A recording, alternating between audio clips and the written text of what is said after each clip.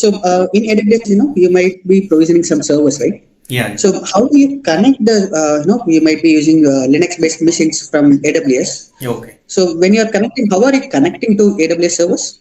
Right, to connect to an instance or so-called servers you're asking, there are four ways. I hope I'm not wrong. Like easy to direct connect, we have connection through session manager and SSH connect and serial console. These are the different ways we use to connect to a server or easy to instance. And when you are logging in, there is a key-based authentication. So do you know how it works? Key pair, right?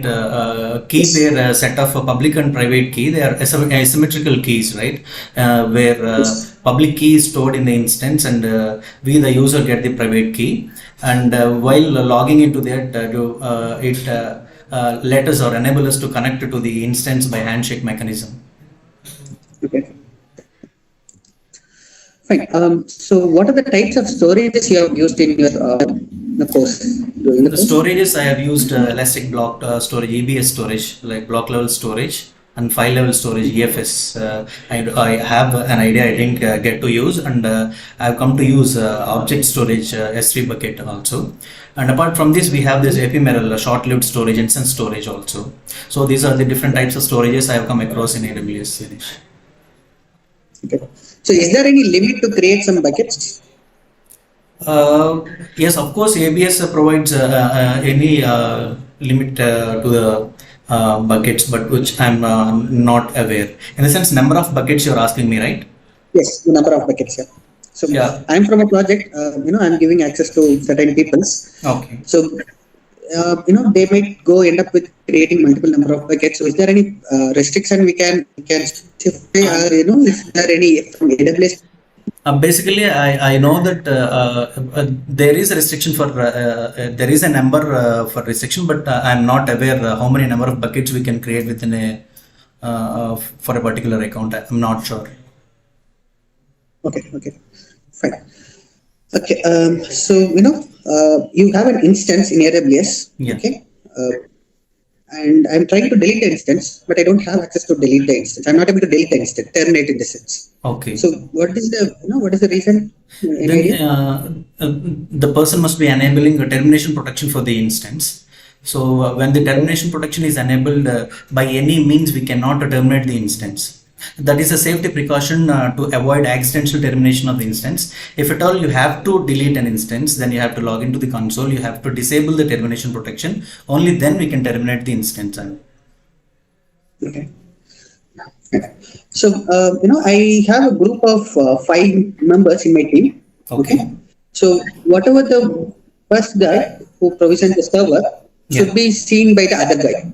So they should have the same level of access. So how can we achieve that? Yeah, we can copy the instance settings from the existing user. Okay. So not only the instance, I would say like whatever the storage buckets or whatever he is creating. Okay. All 5 users should be having same level of access, and whatever they are creating, they should be able to view each other also. We can create an AMI image for whatever the setup he has. And using that AMI image, we can get down whatever the exact things he has, or the configurations or settings he has. We can replicate in the new creating instance.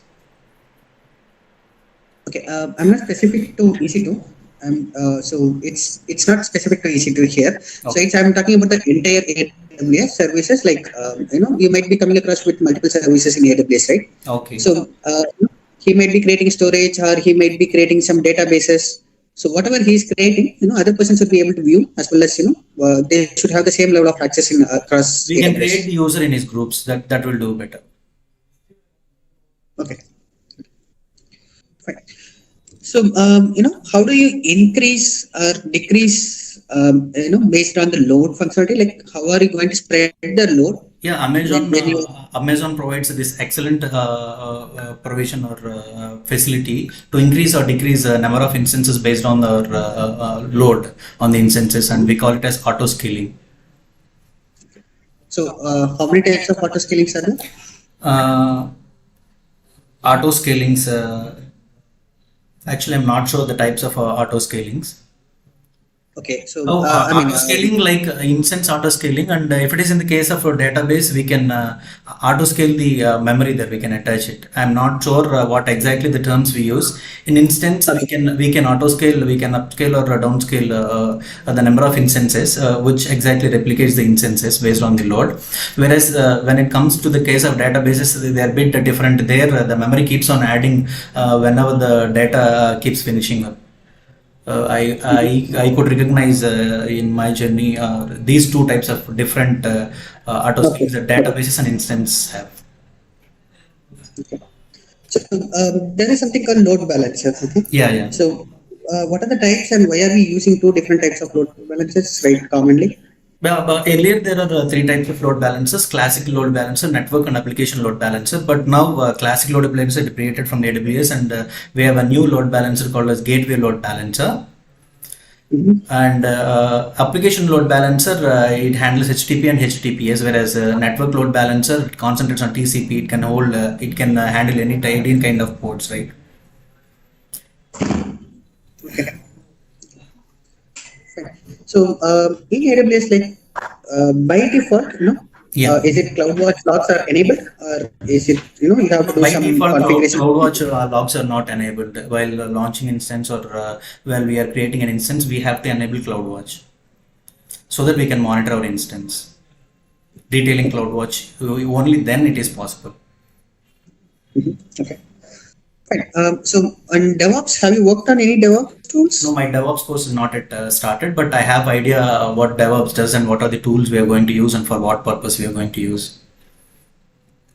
Okay, so you just have some idea and you haven't Yeah, started a course of I DevOps, have is it? done some research because I'm going to work on things in future. I know that, but it is my custom duty that I have to know what I'm going to deal with. Right, I got some idea regarding the tools that we are going to use in DevOps. Okay, got it. Okay. Okay, I think I'm done with this. So do you have any questions for me? Yeah, actually, being formal, that Masat to ask me when this is a question in interview, right? Like, may I know what my day-to-day roles in the company? I Okay. guess. So, if you are taking as a DevOps engineer, you might we end up working with a project as a kind of, you need to propose a solution or you need to work on some DevOps particular tools. And if you're going to be a cloud admin on a day-to-day basis, you might have multiple projects to manage.